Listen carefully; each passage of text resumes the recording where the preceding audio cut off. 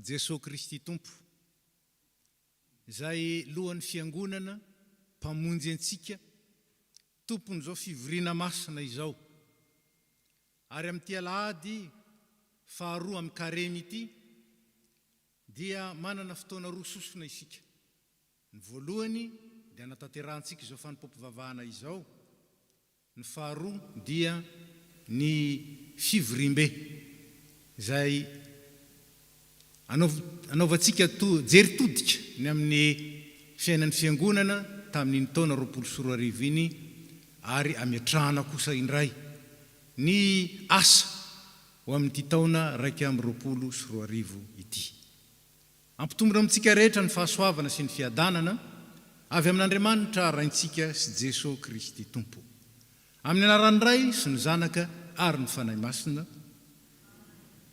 Ny salamo 120 ny andininy 220 sy 170 ary ny andininy 170 ka hatramin'ny 170 noentsika miantso ny anaran'ny Tompo ary manatitra sy manamafy ny fandroratenantsika anaraka azy. Inona no avaliko an'i Jehova no sorehetra nataony tamiko? Andraingy kapoky ny famonjena aho ka iantso ny anaran'i Jehova. Ianao no aterako fanatim-pisaorana ary ny anaran'i Jehova no antsoko. Anefa ny voatiko amin'i Jehova aho, eny eo anatrehan'ny olony rehetra. Dia eo an-kianja ny tranon'i Jehova, eo afovoanao ry Jerosalema. Alleluia.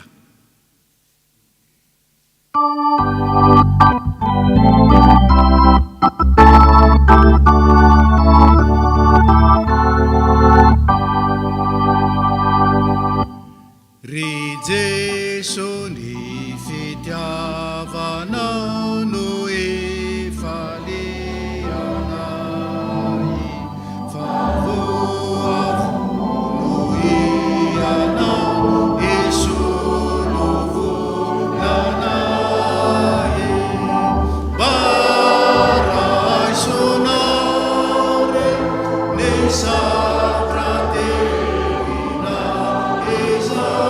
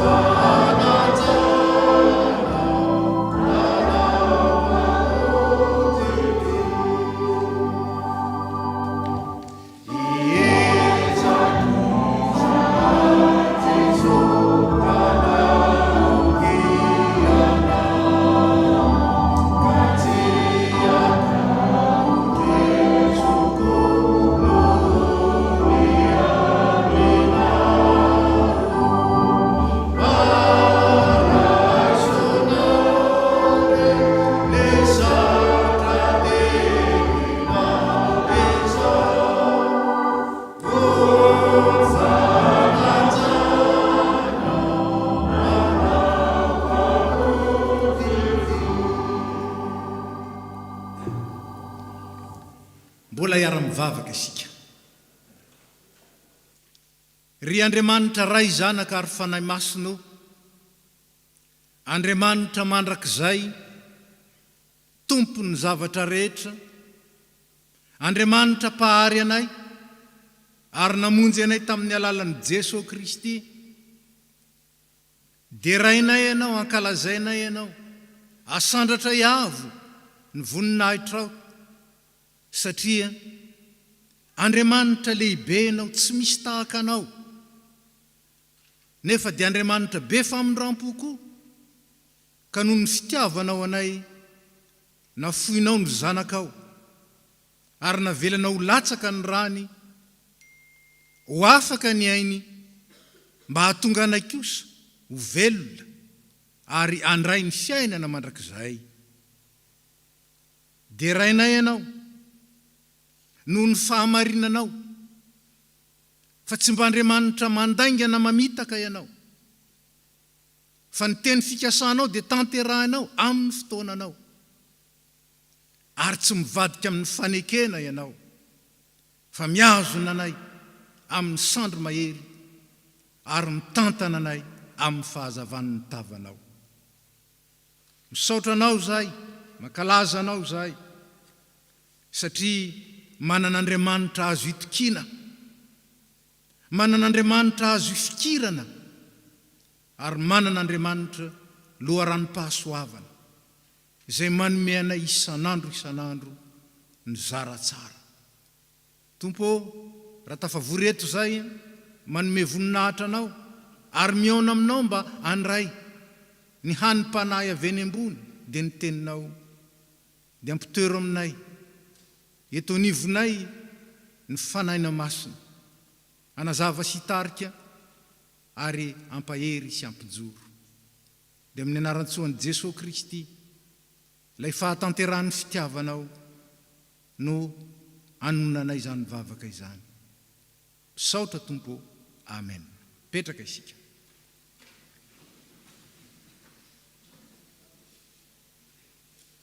Ry havana, ilay Andriamanitra be fitiavana sy Andriamanitra masina indrindra dia Andriamanitra tianana firaisana sy fiombonana amintsika. Efa nasehony zany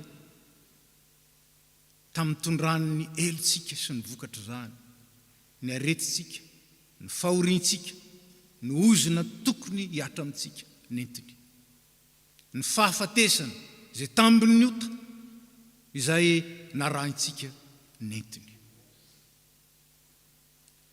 Nefa Andriamanitra marikiriki-pahotana ny Andriamanitsika. Andriamanitra mankahala ota na dia tia ny mpanota aza. Koa mba hatanterahany fiombonana, tia ny tanterahana amin'ny fiainantsika. Daoka nokatra ny fontsika isika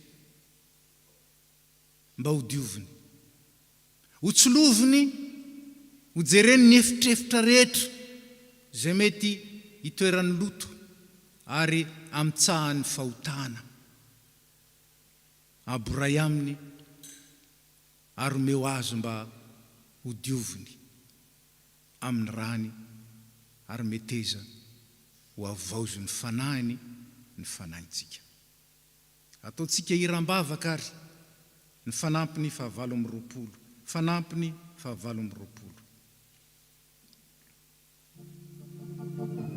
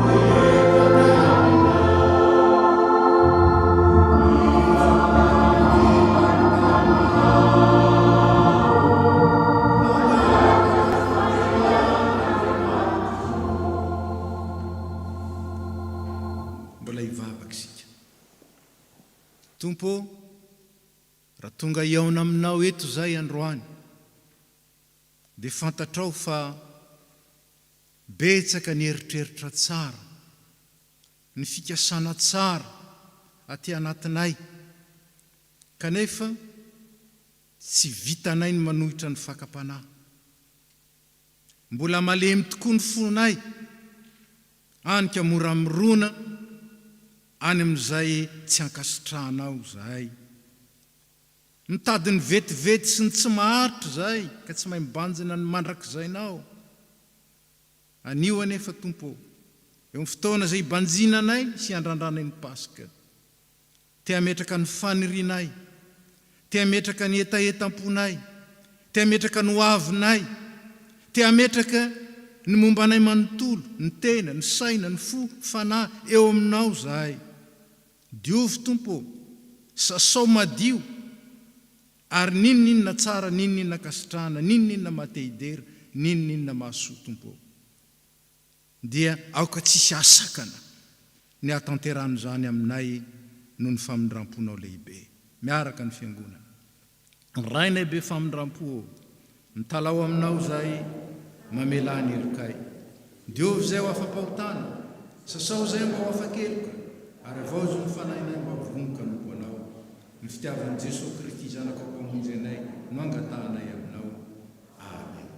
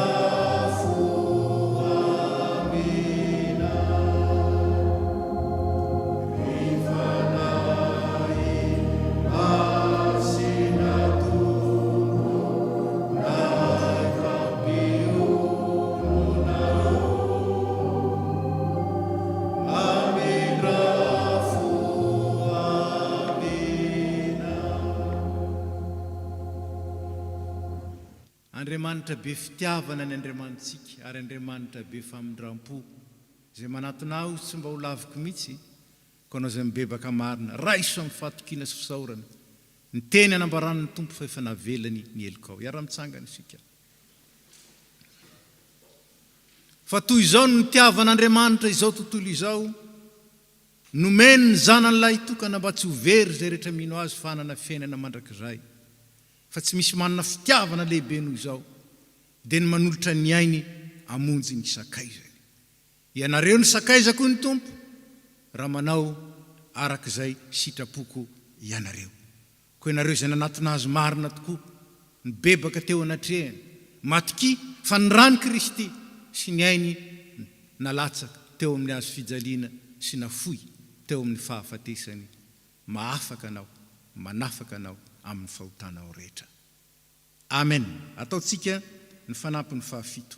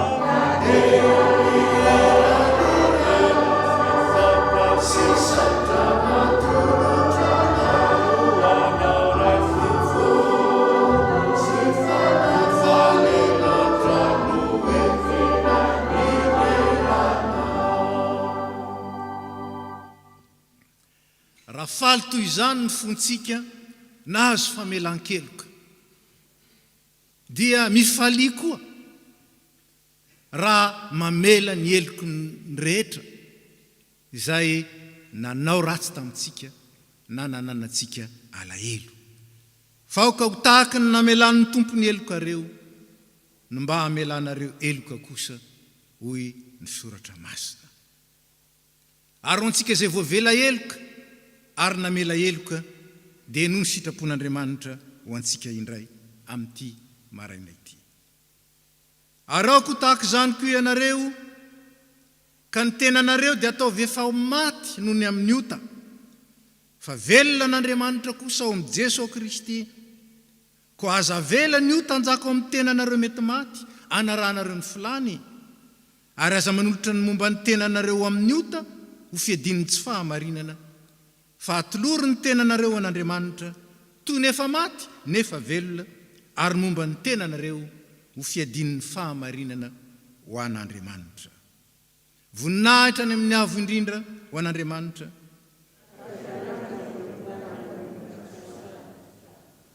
Petraka isika.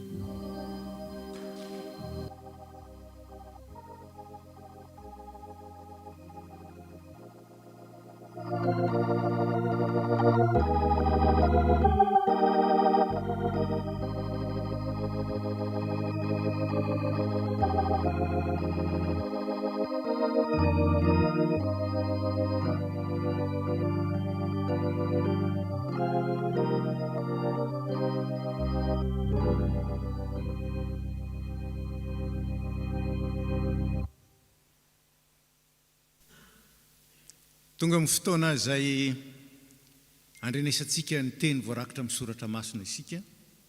Ataontsika ny hira 791 dia mangataka andreo tompon'anjara ao amin'ny vavaka sy ny famakian-teny mba hiakatra ety.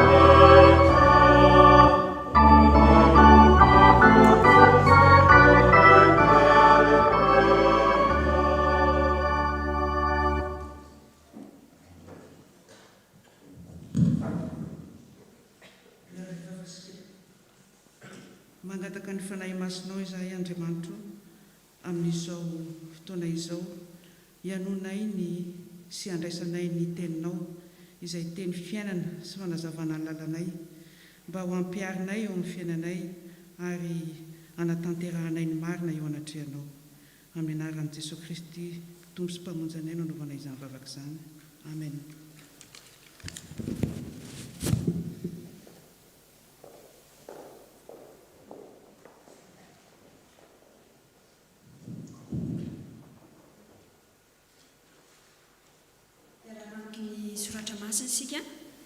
Zany dia ho hitantsika ao amin'ny bokin'ny Genesisy, toko 12 ny andinin'ny voalohany ka hatramin'ny fahavalo ambin'ny folo. Genesisy toko 12 ny andinin'ny voalohany ka hatramin'ny fahavalo ambin'ny folo. Rehefa hitantsika dia ho vakiana amin'ny anaran'ny Tompo. Ary rehefa afaka izany zavatra izany dia nizahan'Andriamanitra toetra Abrahama, ka hoy izy taminy: ry Abrahama o, ary hoy izy: inty aho. Ary hoy izy: eto ny zanakao, ny lahatokanao izay tianao dia Isaka, ka makanesany amin'ny tany Moria. Ary atero any izy ho fanatrodorana ao amin'ny tendrombohitra anankiray izay ho lazaiko aminao. Ary ny fomaraina koa Abrahama dia nanisy laselom-borikiny ka nitondra zatovon-drolahy koa niaraka taminy sy isan-kazanany. Ary namaky ny azo ataina amin'ny fanatrodorana izy dia niainga ka nakany amin'ny tany izay efa nilazain'Andriamanitra taminy.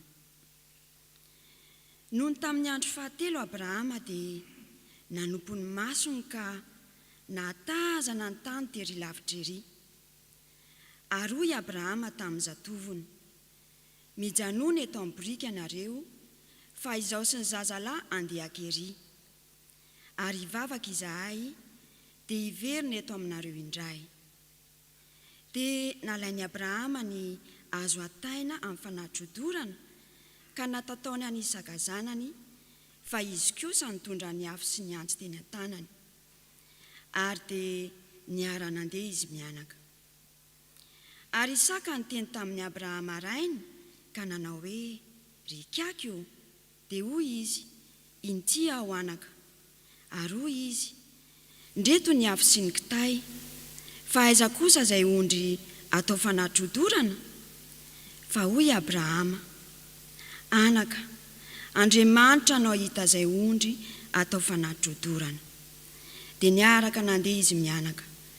Ary rehefa tonga teo amin'ny tany izay efa nilazain'Andriamanitra taminy izy, dia nanorina ny alitara teo Abrahama ka nandahatra ny kitay, dia namatotra ny isan-kazanana izy ka nametraka azy tambonin'ny alitara teo ambonin'ny kitay. Ary Abrahama nanindra ny tanany ka nandray ny antso mba hamonoana ny zanany. Fa ny antso azy ilay anjelin'i Jehovah tany an-danitra ka nanao hoe, ry Abrahama, ry Abrahama o. Ary hoy kosa izy, inty aho.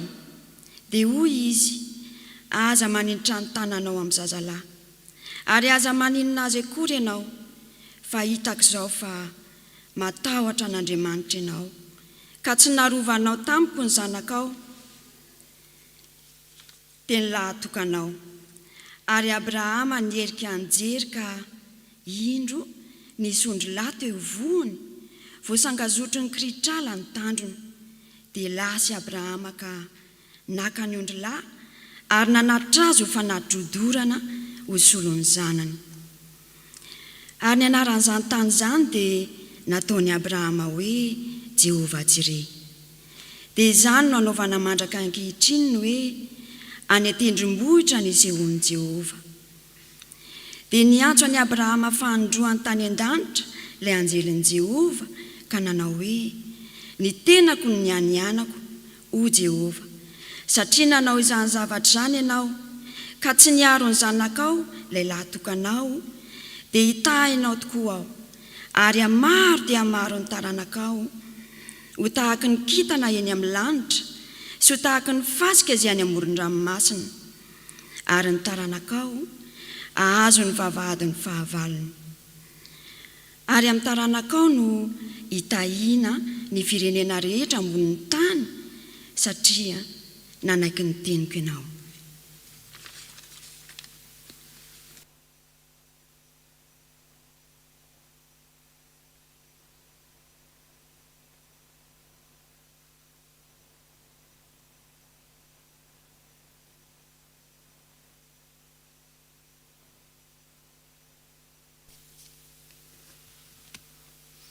Vaky tentsika manaraka dia hitantsika amin'ny epistily nosoratan'i Paoly ho an'ny Romanina.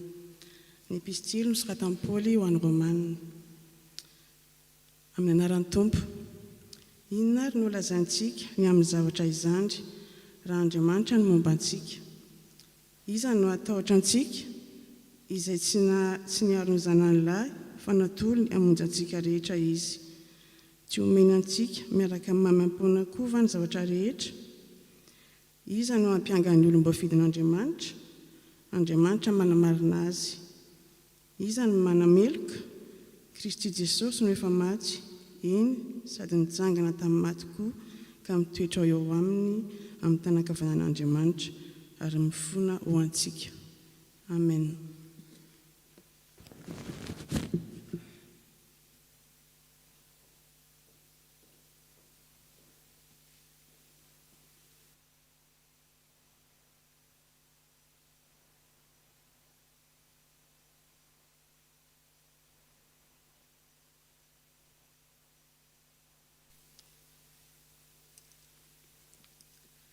Nous poursuivons la lecture dans Marc, chapitre 9, versets 2 à 10. Vous pouvez vous lever. Marc, chapitre 9, versets 2 à 10. Au nom de Jésus. 6 jours après, Jésus prit avec lui Pierre, Jacques et Jean, et il les conduisit seuls à l'écart sur une haute montagne. Il fut transfiguré devant eux. Ses vêtements devinrent resplendissants et d'une telle blancheur que personne sur la terre ne peut blanchir ainsi. Élie et Moïse leur apparurent. Ils s'entretenaient avec Jésus. Pierre prit la parole et dit à Jésus : « Maître, il est bon que nous soyons ici. Faisons 3 abris, un pour toi, un pour Moïse et un pour Élie. » Ils ne savaient que dire car ils étaient effrayés. Une nuée vient les couvrir et la nuée sortit une voix : « Celui-ci est mon fils bien-aimé, écoutez-le. » Aussitôt, les disciples regardèrent tout autour et ils ne virent plus que Jésus seul avec eux. Comme ils descendaient de la montagne, Jésus leur recommanda de ne dire ce qu'ils avaient vu à personne jusqu'à ce que le Fils de l'homme soit ressuscité. Ils retinrent cette parole, se demandant entre eux ce que signifiait ressusciter. Amen.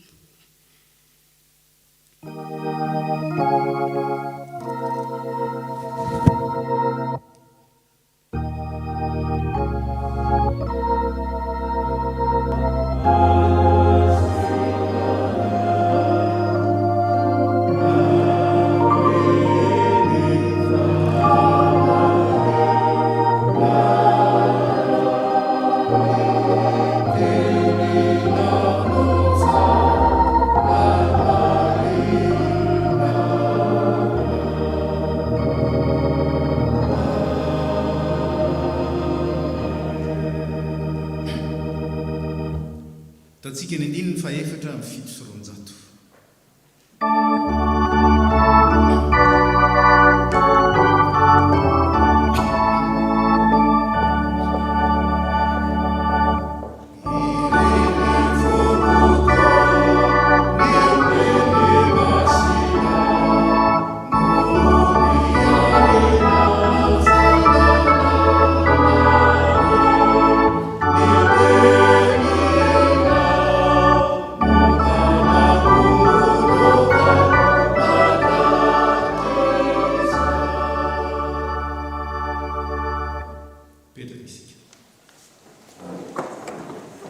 Mbola hivavaka isika riavana.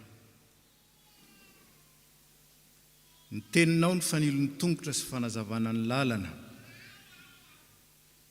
Zany teninao zany no naharianao zao tontolo izao. Namonjenao anay tamin'ny alalan'i Jesosy Kristy.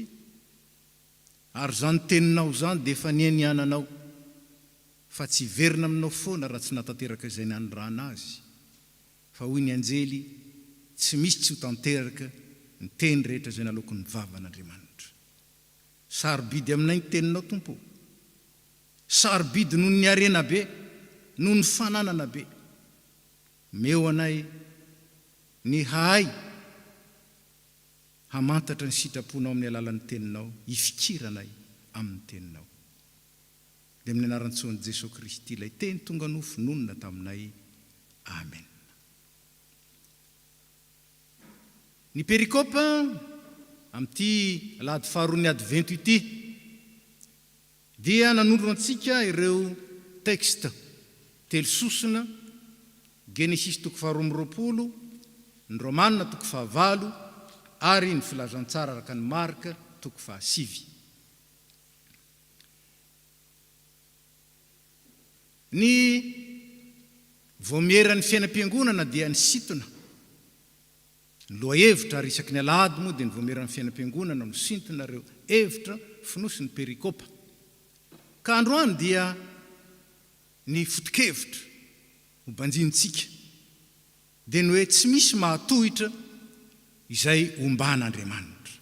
Tsy misy mahatohitra izay omban'Andriamanitra. Misy voambolana mila hazavaina ihany ao amin'ny soratra masina ny hoe omban'Andriamanitra avy amin'ny teny hoe momba.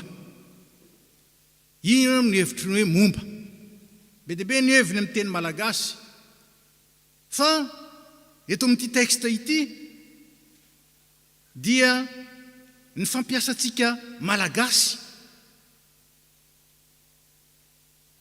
presque isan'andro ny tena mahadika azy rehefa misy olona miady na mifanandrina na tsy mitovy hevitra dia misy ny pomba anitsy ary misy ny pomba anyzato être de côté deux zay ka ny omban'Andriamanitra dia ny olona zay miaraka amin'Andriamanitra miara-dalana amin'Andriamanitra ary tantanan'Andriamanitra ka tahian'Andriamanitra ny ataony sy ny fiainany.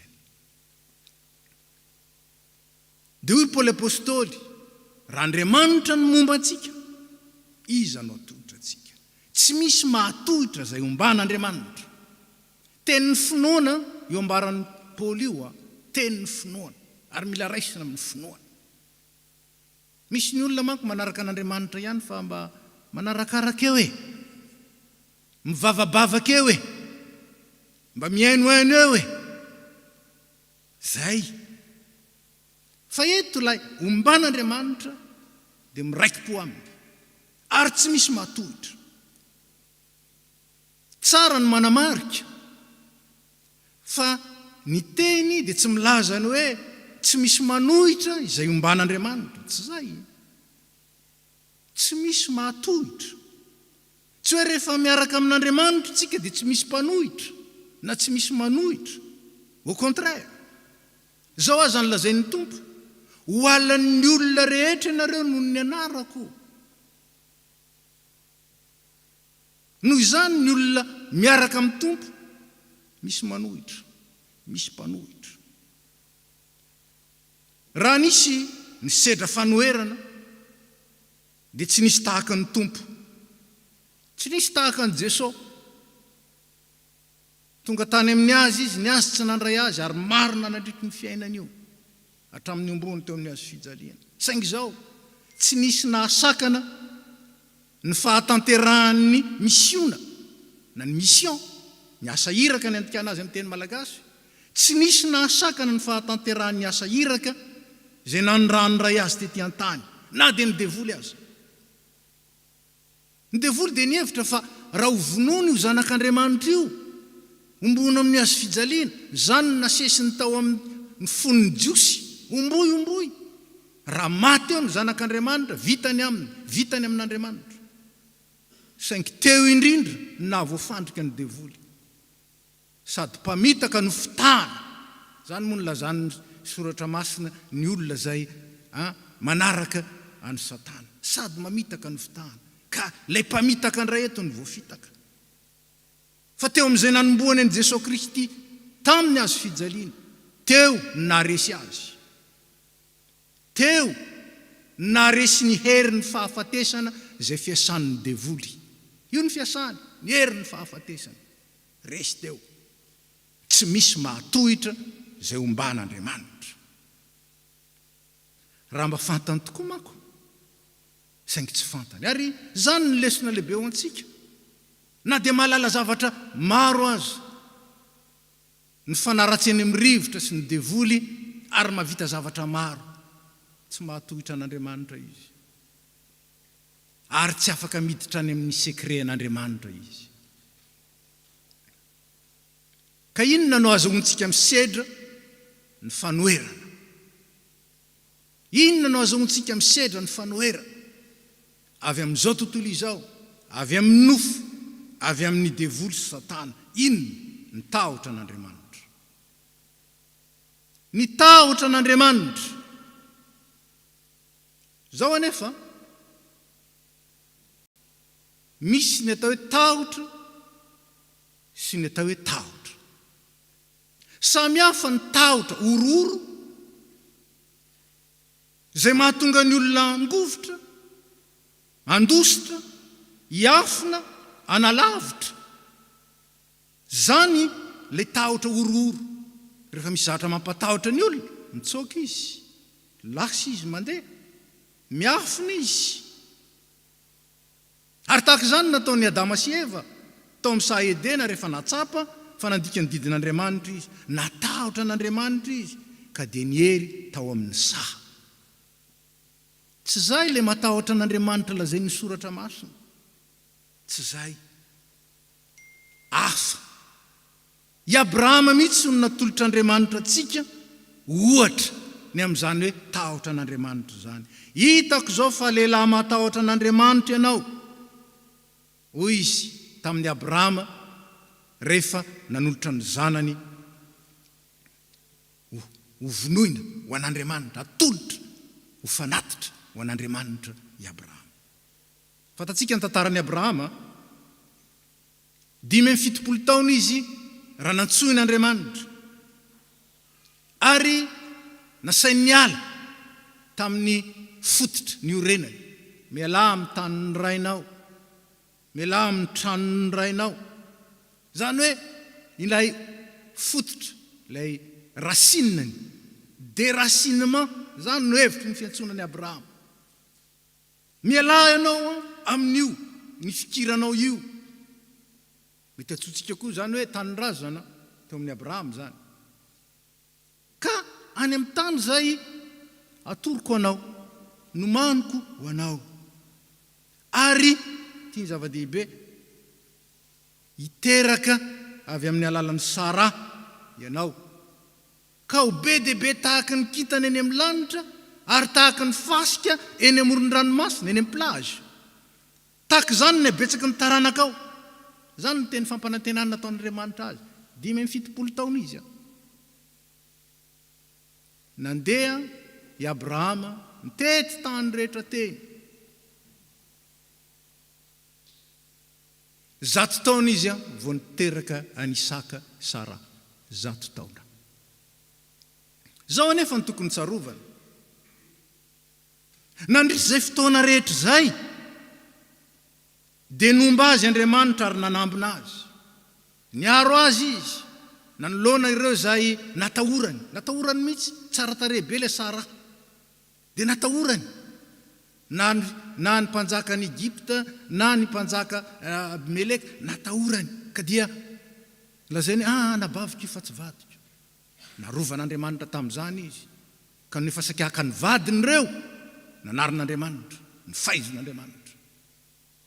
Ary voalaza koa, tsy narovan'Andriamanitra sy nomban'Andriamanitra fotsiny izy, fa lasa nanan-karembe i Abrahama. Tsy voaisa tsony ny ondry amanosiny Abrahama, ny tahin'Andriamanitra.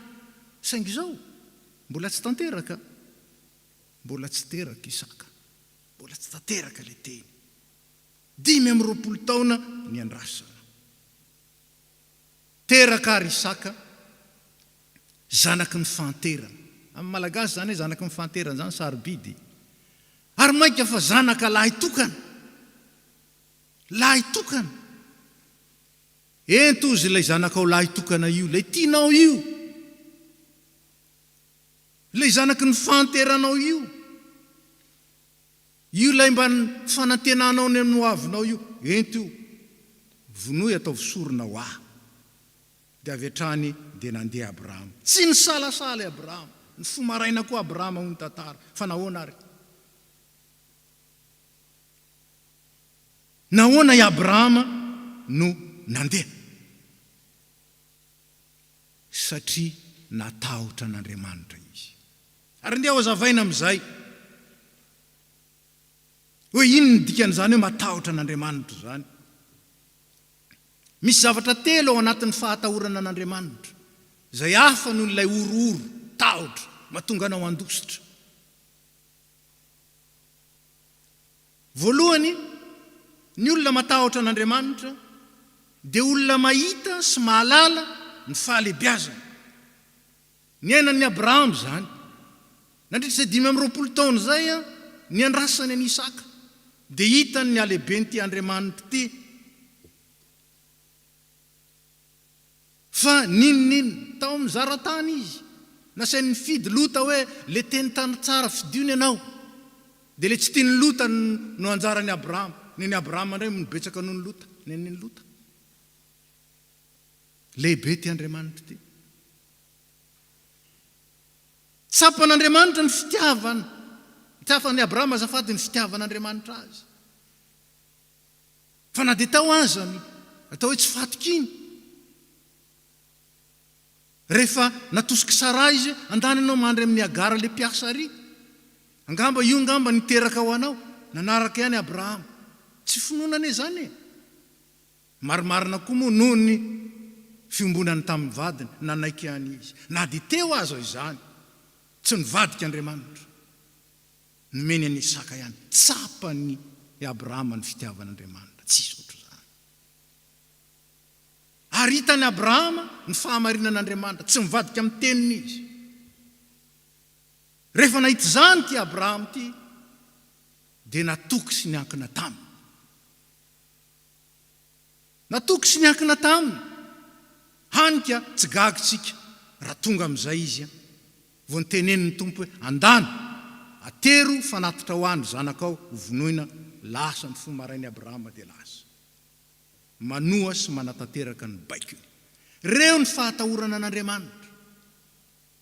Ny olona matahotra an'Andriamanitra dia olona mahalala tsara ny fahalebiazany, mahatakatra tsara ny lehibe ny fitiavany, ary matoky fa marina izy tsy mivadika amin'ny teniny. Anika mialoko aminy. Lay tahotra ororo mampandositra. Fa lay tahotra an'Andriamanitra kosa mitarika anao hitady ny tavan'Andriamanitra. Mitarika anao hifikitra amin'Andriamanitra. Ary manosika anao hanoa azy sy hanatanteraka ny baikony. Voalazan'ny mpandinika fa Isaka dia tandindon'i Jesosy Kristy. Jesosy Kristy dia tahaka izany mihitsy. Inona ny nahasamihafan'i Isaka sy Jesosy Kristy anefa? Isaka dia tsy navelana Andriamanitra ho vonoina, fa namoaka ondry avy tao mikiritrala Andriamanitra, natao hisolo any Isaka. Zay. Fa Jesosy Kristy kosa nafoin'Andriamanitra mihitsy anehoany alehiben'ny fitiavany. Mba aninona? Mba amonjy atsika. Raha tandindon'ny Jesosy Kristy Isaka, dia tandindotsika koa Isaka. Isika zay tokony ho faty noho ny fahotana. Isika zay tokony ho sorona maty teo amin'ny azo fijaliana noho ny fahalementsika sy ny fahotantsika. Jesosy Kristy nisolo antsika teo amin'ny azo fijaliana. Jesosy Kristy nisolo antsika noho ny fitiavana antsika. Lehibe zany. Jesosy Kristy ilay fahamarinan'Andriamanitra zay nanehoany hoe mihoatra no nifasika ny taranakao ry Abrahama. Isika zao no zanaky Abrahama, hoy ny mpanoratra ny Hebreo. Isika zao ny taranaky Abrahama noho ny finoana. Ary satria tandindo daholo ny ao amin'ny testamenta taloha, tonga kosa ao amin'ny marina isika, ao amin'ilay tena izy isika, dia hoy ny antson'ny tompo amintsika tsirairay avy, tahaka ny antsony tamin'ity Abrahama. Atolory ny tenanareo fanatitra velona, masina, sitrak'Andriamanitra, dia fanompom-panahy mety ataonareo zany. Atolory ny tenanareo. Atolory ny mombanareo manontolo, ho fiasan'ny fahamarinana, aneo fa marina ny tenin'Andriamanitra, ary tanteraka ao amin'izay manoa azy marina. Inona no ampianaran'ny tenin'Andriamanitra amintsika? Zay mahafoy ny ainy ny azo azy, ary zay miaro ny ainy kosa no avery azy. Zay mahafoy ny tena noho ny amin'ny Kristy no azo azy, ary zay mahafoy fahaizana, fananana, fotoana, ny momba azy rehetra ho an'Andriamanitra, zany no azo azy. Fa zay miaro an'izany kosa dia hiasa talata. Zavapoana, hoy ny mpitoroteny. Zavapoana neny etsiketsehan'ny olona, ny mahaly ihany ny veriny zao hoe. Ary ao anatin'izany ny olona tsy fantany fa mioccupeny fotoana fotsiny iandrasana fahafatesana indraindray raha olombelona. Mioccupeny fotoana iandrasana fahafatesana. Andriamanitra nefa manome fotoana azy hanomanany ny mandrakizay. Zay miaro ny androny, mety 20, mety 50, mety 80, mety 90, mety 100 taona. Zay miaro an'izany ka dia manao araroty, ka dia manao danin-kibo, reny no dila ny fiainana mandrakizay. Fa zay mampiasa ireny kosa, na ho 20, na ho 30, na ho 50, na 70, na ho 100, anomanana ny mandrakizay, ambinin'Andriamanitra. Eto ihany any Abrahama 520 taona. Na nihon'Andriamanitra ny fombany azy, ary ny fahatanterany teny fikasana teo aminy. Ry havana malala, tsy misy mahatohitra. Ary zany ny expérience ny ainan'ny Mosesy Joshua. Ny ainan'ny Mosesy raha ohatra ka nitondra ny zanak'Israely nivoaka avy tany Egypte izy, mbola nanohitra Farao, ary mbola nanaraka ihany aza taorinan'ny loza 10, saingy tsy nahatohitra. Nizotra ihany lalany zanak'Israely. Raha hiditra ny tany Kanana izy, nanohitra azy ny Kananita. Fantatsika tsara ny tantaran'ny Jeriko. Nahazahoana ny Jeriko. Ny mandany Jeriko ny rodana tamin'ny nanaovan'i Joshua. Tsy misy mahatohitra. Tahaka izany Ezra sy Nehemia. Raha niala avy any amin'ny fahababoana, anangana ny tempoly ary anangana ny rindrin'i Jerosalema. Be dia be ny fahavalo nanohitra. Tao anatin'ireny ny fahadian'ny Nehemia, ny antso fivavahana Ezra, ary ny taona ny olona hanana firaisana amin'Andriamanitra, hatahotra n'Andriamanitra, vita ny tempoly ary vita ny rindrin'i Jerosalema. Tahaka izany Estera sy Mordekay. Nanoloana ny fikasana ratsy tao amin'ny Amana ny handringana ny zanak'Israely rehetra. Fikasana lehibe, verina fa mety ahatonga ny lazan'ny mpanjaka hitombo azy, kanjo tsy naomby. Tsy misy mahatohitra zay omban'Andriamanitra. Ary tahaka izany Jesosy Kristy nilazaina tamintsika teo. Ry havana, fatatsika fa manana vina ray lehibe isika. Ary lehibe tena lehibe, raha mihoatra amintsika izao, ngeza be izany.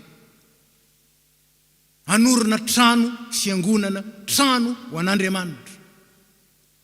Izay isika izao no irano amin'izany. Zany ve ho vita. Aiza no ahitana an'izany. Dia mandeha ny kadikady sy ny etseriroa. Dia misy miteny hoe angamba kosa afaka 30 taona any zany vita. Jehova Jire, Andriamanitra no ahita. Ary tsy misy mahatohitra zay omban'Andriamanitra. Ny anjaratsika miaina ny fahatahorana an'Andriamanitra, miaiky ny fahalebiazany, babo ny fitiavany, ary mahazo antoka ny fahamarinany. Tsy mivadika io tsy mivadika io. Tsy olombelona io ka andaingana mitaka. Fantaniana, zaho sy ianao ve matoky azy? Zaho sy ianao ve miankina aminy? Moa ve ny fiankinantsika aminy tokoa, ny eritreretantsika an'izany vina izany? Moa ve ny filomantsika ao amin'ny teniny sy ny fanarahana ny expérience zay niainan'ireo voalazako teo, Mosesy, Joshua, Ezra, Nehemia, Estera, Mordekay, Jesosy Kristy ary ny apôstôly. No ve izany no mitondra antsika sa hoe zao ny ataony à gauche, zao ny ataony à droite, zao ny ataony devant, zao ny ataony derrière. Tsy ry havana. Jehova Jire. Tsy misy mahatohitra zay omban'Andriamanitra. Ary zany toko antsika. Fa hoy ny tompo hoe, zay mino aho, ny asa ataoko nataony koa, ary anao asa lehibe noho izany azy izy, satria zaho mankany amin'ny ray. Goavana nge zany tenin'ny tompo zany. Hitanao ny asa lehibe nataon'ny tompo teto tany, fa hoy izy mino mbola anao asa lehibe noho izany. Mino zany ve sika? Mino zany ve ny fiangonana? Mino zany ve ny olona sy ny komity, ny mpitandrina? Mino zany ve? Mino zany ve isika tsiraray avy? ry havana ny andriamanitsika dia andriamanitra mahagaga. Zany ny anarany raha nonana Jesosy izy, ny anarany ataona hoe andriamanitra mahagaga. Fa indraindray tsika tsy te higaga ny amin'Andriamanitra. Ahoana moa nanao no afaka higaga ny amin'Andriamanitra raha toka refesinao amin'izay any am-pelatananao, any amin'izay ao anatinao, any amin'izay ao am-pôsinao na any amin'ny comptenao, ny moyen izay omen'Andriamanitra anao zava-dehibe. Adimitsika ve ny mofo dimy sy ny hazan-drano roa? Adimitsika ve? Ary mbola anao mihoatra noho izany azy Andriamanitra fa ny angatany amintsika. Paoly apôstôly no manazava azy ary lava be ny teksta. Mba vakio tsara ny Korintianina 2:5-7. Korintianina 2:5-7. Fa izao ihany no amezana azy. Matetika ny lojikan'ny olombelona dia izao. Raha manome Andriamanitra dia manome be aho. Raha manome be azy dia manome be aho. Ary raha manome kely azy dia kely nomeko. Zany ny lojikan'ny olombelona. Ny lojikan'ny Korintianina 2:5-7 kosa dia izao. Raha manome ianao dia omen'Andriamanitra. Ary raha manome be ianao dia vao mainka omen'Andriamanitra be. Mandeha aloha vao vatsian'Andriamanitra fa tsy miandry azo vatsy vao mandeha. Zany ilay lojika. Vonina ve isika? Vonina ve isika andeha? Tahaka ny Abrahama tanampolo nandeha. Niaraka mivady momba nefa nandeha. Ary nampahitan'Andriamanitra zava-dehibe. Vonina ve isika? Vonina ve ianao? Vonina ve izaho? Ataotsika eo pitsangana ny hira 7:7 473 andininy fahaenina.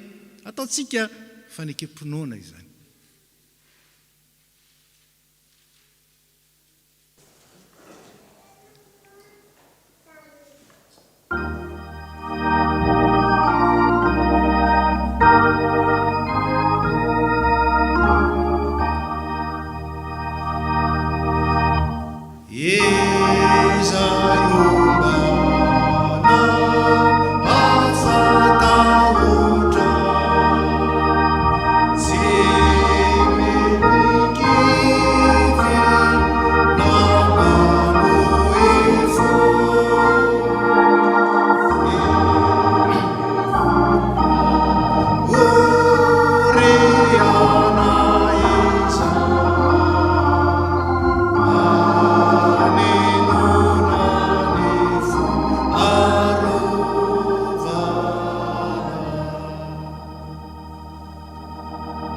Zay ombanao tompo afatahotra, tsy morakivy, tsy mamoy fo.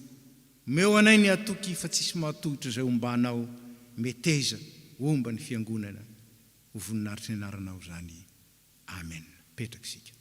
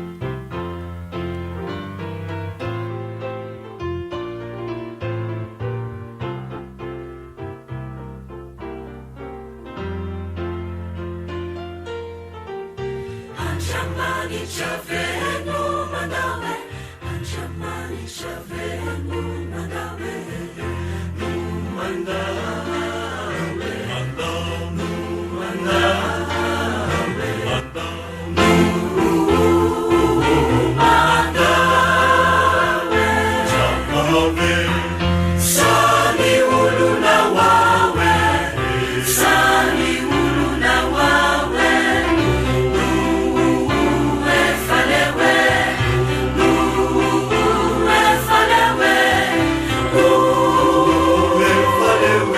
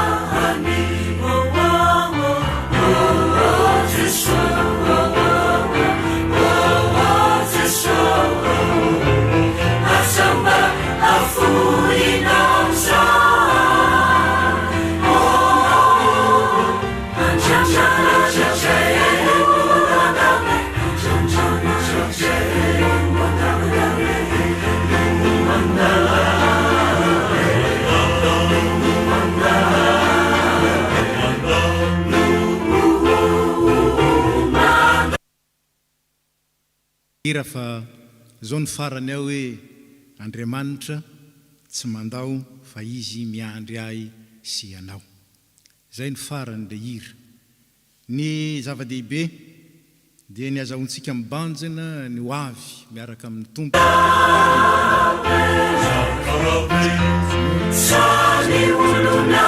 Isika mangataka ny tompony anjara mba hiroso amin'izany.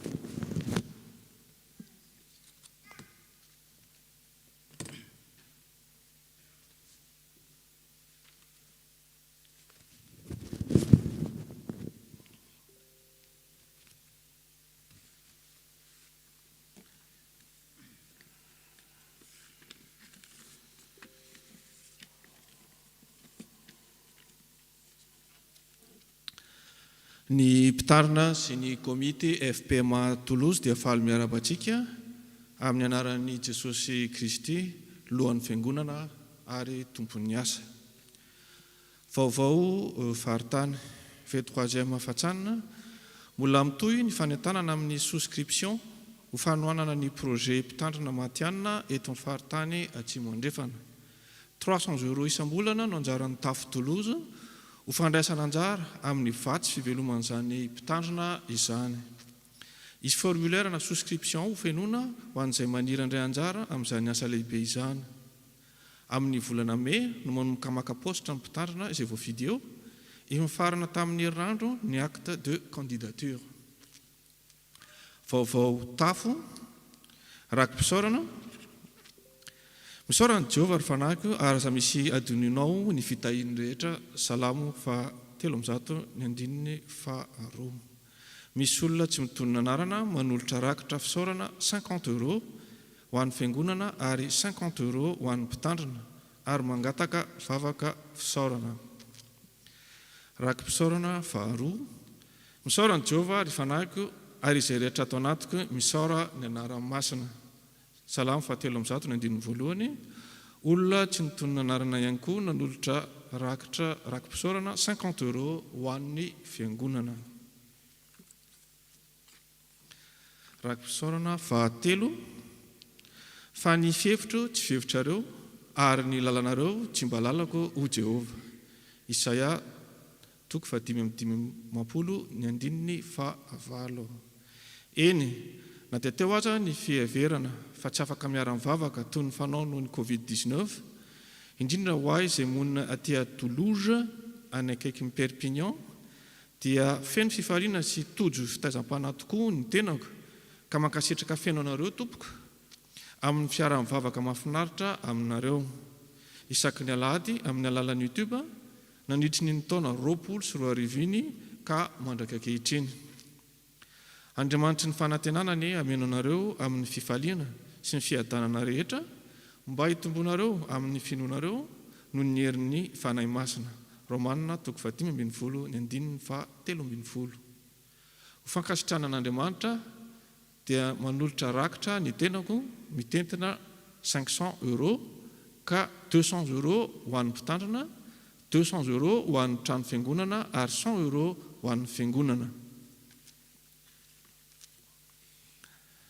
Fisaorana, riavana, ny fianakaviana Randriamaefasoa dia maneho fisaorana sy fankatelemana fiainonareo mpitandrina sy fiangonana FPMA Toulouse izay nampahery anay tamin'ny alalan'ny tenin'Andriamanitra sy fitrotronam-bavaka ary ny fanolorana anjara levenana noho ny fahalasana ny raitam-po aminay. Ny tanterahanareo tokoa ny tenin'ny tompo manao hoe miarah ory amin'izay ory, mifampitondrà izay mavesatra. Maivana ny alahelo tamin'ny teny mamy sy fihetsika na sesym-pitiavana nataonareo. Andriamanitra manakare-pahasoavana ny hamaly fitianareo avy amin'ny Arilaza sy Brigitte Andriamaefasoa sy ny zanaka amanjafana. Fisaorana 2, ny fianakavian'i Gérard sy Nivra Soaga eto Toulouse sy any Madagasikara dia manao etona fisaorana sy fankasitrahana feno ny mpitandrina sy ny FPMA Toulouse izay nanotrona sy nampahery anay tamin'ny namoizanay ny avy-malalanay Rasoaga Josiane. Andriamanitra fitiavana ny ampitombo ny fahasoavana eo aminareo tsirairay avy ary hamaly fitianareo tamin'ny fihetsika feno firalahiana nasehonareo.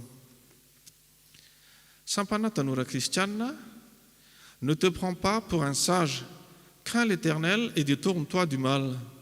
Proverbe, chapitre 3, verset 7.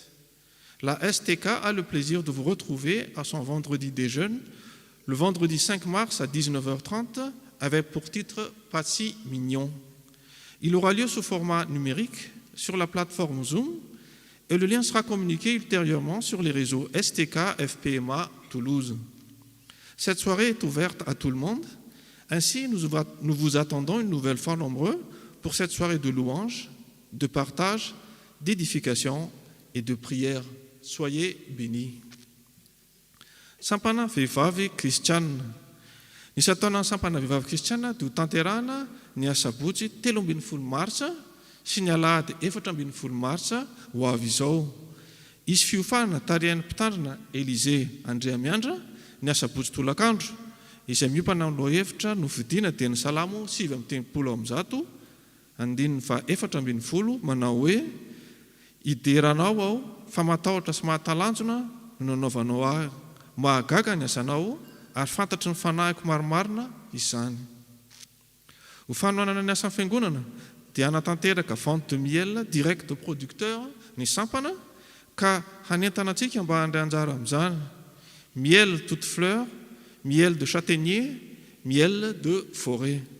Fandraisana anjara 5 € ny pot de 250 grammes. Voatsinapy, efa mivoaka ny fandarina voatsinapy radio antson'ny filazantsara ary azo enona ao amin'ny tranokala sy ny Facebook ny FPMA Toulouse. Catéchomène, misy ny fampianarana catéchomène anio tolakandro amin'ny 4 ora tolakandro amin'ny alalan'ny visioconférence. Étude biblique, misy ihany koa ny étude biblique ny talata 2 martsa 20 amin'ny 9 ora alina amin'ny alalan'ny visioconférence. ilay katekomena teo koa dia amin'ny alalan'ny visioconférence azafady. Diary ny fampompivavahana amin'ny alahady 7 martsa 2024 dia manomboka amin'ny 2 ora tolakandro any amin'ny temple du Salin. Izy fanokanana ny katekomena 24 andiany faharoa amin'izany ary isy fandraisana fanasan'ny tompo. Marina fa mbola voafetra avokoa ny isatsika mandritry ny fanompom-pivavahana ka mbola amin'ny alalan'ny roy izay lefa amintsika no anaovana ny fisoratana anarana.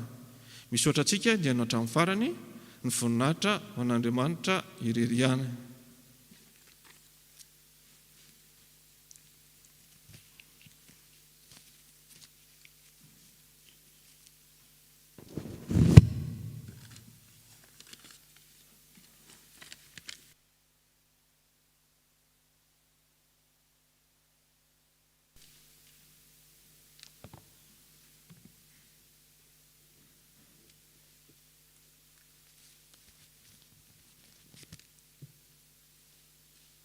Araka nambara tamintsika teo zany misy ny fanokanana ireo katekomena 4 menada izay andian'ny faharoa satria noho ny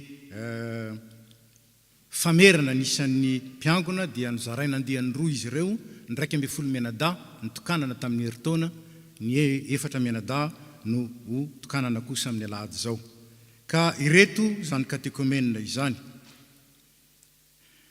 Ramatoa Ralambo Arvony Tamby Loriane, tsy fantatra eo Loriane na tsy afaka nisoratra anarany izy dia tsy afaka. Andriamatoa Andriambolanoro Sitraka Danielson, eo izy tsangany ianao azafady. Andriamatoa Raelson Tsiresy, tsy diso koa tsy tonga izy androany, ary ranavozanany Emerika izay tsy afaka koa satria tara ny fisoratana anarana. Izy 4 menada zany no entsika mbavaka ary atototsika mba hotokanana mpiaraka amintsika mandray ny fanasan'ny tompo sady tompon'andraikitra eto amin'ny tafo. Misaotra tompoko. Farany dia fanaontsika ny miarabany vahiny raha misy vaovao zao vao tonga miara-miangona amintsika eto dia angatana hitsangana. Dia faly zay miarahaba sy mandray anareo tonga soa eto amin'ny FPMA Toulouse. Tena fifaliana ao anay satria ny tenanareo tamin'ny fanatrehanareo fa ny fanahinareo, ny fonareo, ny vavanareo niaraka nakalaza an'Andriamanitra teto dia fampaherezana lehibe ao anay zany. Ka dia mitsodrano anareo zay Andriamanitra ne atanteraka soa ny antony natongavanareo eto ary mbola ombanareo androtsaka ny fitahiny sy ny fiadanany mandrakariva ary hiaro anareo amin'ny ratsy. Dia tsaroa fa naoviny anareo ny mitoetra na mandalo eto misy toerana ho anareo eto amin'ny FPMA Toulouse. Dia misaotra indrindra tompoko. Dia tonga amin'ny fotoana ny fanatitsika izao riavana.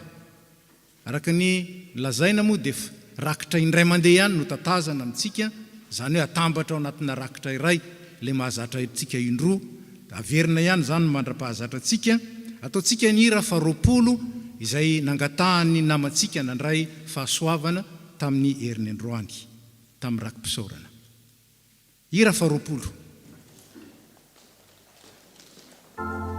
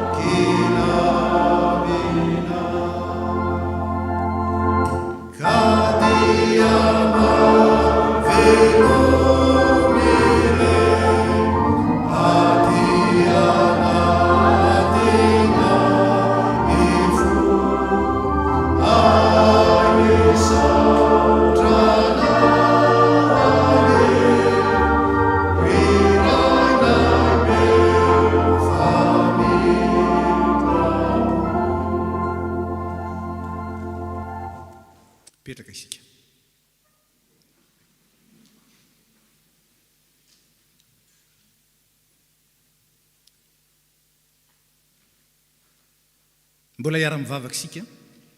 Tompo misaotra anao zay no ity fotoana nomenao anay ity, ary misaotra fa Andriamanitra meny mivavaka ianao, ary mahay mamaly anay sy manomeo anay mihoatra noho izay nangatahana sy eritreretina no ny hery izay miasa ty anatinay.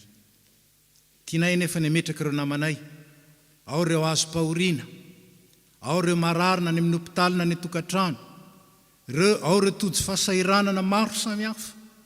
Ankinonay fianao aminao reo ary ianao Tompo nanomeza sahaza, azahoany mifaly ao aminao ary mivelona tanteraka ny fiadanana. Misaotra anao zay, miaraka amin'ireo izay nandray fahasoavana. Te hideranao, te hanome voninahitra anao, te hankalaza anao, satria Andriamanitra mahagaga ianao, ary mahatanteraka eo amin'ny fiainanay mihoatra noho izay eritreretinay azy. Misaotra noho ireny ary tehirizo mandrakariva, ao amin'ny fifalianao zay, indrindra ireo zay natsiaro zany nanolotra rakim-pisaorana, tehirizo amin'ny fankasitrahana anao mandrakariva isanandro. Dia tianay nitrotro-mbavaka ny fiangonana sy ny asany, mba ho tahinao zany ka tsy verina aminao foana ny teninao raha tsy ambinina amin'ny alehany ary natanteraka ny nandranao azy. Apetraka aminao ny asan'ny FP Matolozy, ianao no anankinanay feno, tahaka ny nanankinanay ny lasa, anankinanay ny hoavy koa, mba ho ianao no loha lalana hitarika anay ho amin'ny fahatanterahana. Dia mivavaka aminao zay ho an'ny firenena rehetra, mba ampitoerinao ny fandriam-pahalemana avy aminao Tompo. Ity firenena mampiatrano anay ity, toereto ny fiadanana iadananay araka ny teninao. Ary mivavaka aminao zay ho an'ny Madagasikara tany razanay, ho ambininao any ny ezaka tsara rehetra, ary meonao ho an'ny vahoaka malagasy ny fitombona, ny firaisam-po, ary meonao ho an'ny vahoaka malagasy ny ahazahoany isanandro mandray ny hanina sahaza, indrindra ireo any atsimo izay tsy manana akory, izay ho an'ny na indray mandeha isanandro azy. Dia ankinina aminao amin'ny anaratsoan'i Jesosy Kristy Tompo, izay tokony ho an'ny isam-batan'olona, tokony ho an'ny isa-tokantrano, ary tokony ho an'ny fiangonana. Ka dia akambanay ny vavakay amin'ilay vavaka feno nampianarin'i Kristy manao hoe: rainay ô zay any an-danitra, ho amasinina ane ny anaranao, ho tonga ane ny fanjakanao, atao ane ny sitraponao ety an-tany tahaka ny an-danitra. Meo anay n'izay anna sahaza ao anay, ary mamela ny elokay tahaka ny namelanay izay meloka taminay, ary aza mitondra anay amin'ny fakapana, fa manafanay amin'ny ratsy, fanao ny fanjakana sy ny hery ary ny voninahitra mandrakizay. Amen. Satria efa lasa ny fotoana ary mialatsiny ny tenako noho ny fotoana somary lava, dia iara-mitsangana isika handray ny afatra sy ny tsodrano, ary irinan'izany dia mipetraka isika satria iroso avy hatrany amin'ny fivorim-be. Zao no afatra ho antsika izay avy nandre ny tenin'Andriamanitra teto androany: matokian'i Jehova amin'ny fonao rehetra, fa aza miankina amin'ny fahalalanao, maneke azy amin'ny alehanao rehetra, fa izy andamina ny lalanao, aza manao anao endry matahoran'i Jehova ka mifadiny ratsy. Dia ho tanteraka amintsika rehetra ny tsodrano-tononona amin'ny anaran'ny Tompo. Andriamanitra ny fiadanana izay nitondra an'i Jesosy Kristy Tompontsika mpiandro-ondry lehibe hiala amin'ny maty, mitondra ny rano ny fanekena mandrakizay, izy eny hatanteraka anareo amin'ny tsara rehetra, anao ny sitrapony, ka hiasa ao anatinareo izay ankasitrahana eo masony amin'ny alalan'i Jesosy Kristy. Amen. Dia voninahitra ho an'Andriamanitra ray zanaka ary fanahy masina, izay hatramin'ny taloha indrindra ka ho mandrakizay. Amen. Mandehana amin'ny fiadanana ka manompo ny Tompo. Dia mipetraka isika, mangataka ny tompon'anjara iroso avy hatrany amin'ny fivorim-be.